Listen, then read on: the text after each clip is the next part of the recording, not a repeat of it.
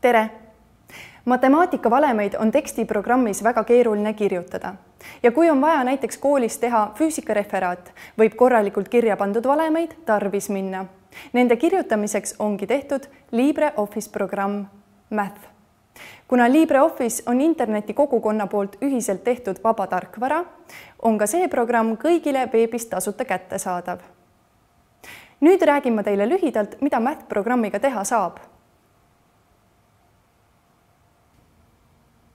See on kiiruse valem. Tee pikkus on jagatud ajaga.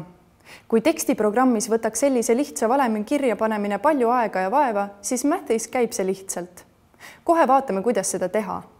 Kõigepealt loome uue dokumendi. Et kirja panna kiiruse valem, on meil vaja kasutada murdu. Murru lisamiseks tuleb kasutada ingliskeelset sõna over. Rippmenüüst on seda valemi kuju lihtne leida. Nüüd tuleb sulud täita vajalike andmetega. Näete, ongi valem valmis. Polnud ju midagi keerulist. Nüüd tuleb see salvestada, et seda saaks füüsikareferaadis kasutada. Ja nüüd on valem valmis selleks, et seda kasutada teistes programmides.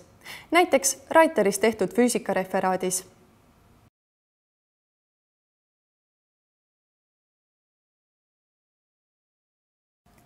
Kõiki valemeid, mida te Mathi abil teete, saate te kasutada ka kõigis teistes sarnastes programmides. Ja muidugi saab Mathi abil sisestada valemeid erinevat tüüpi dokumentidesse.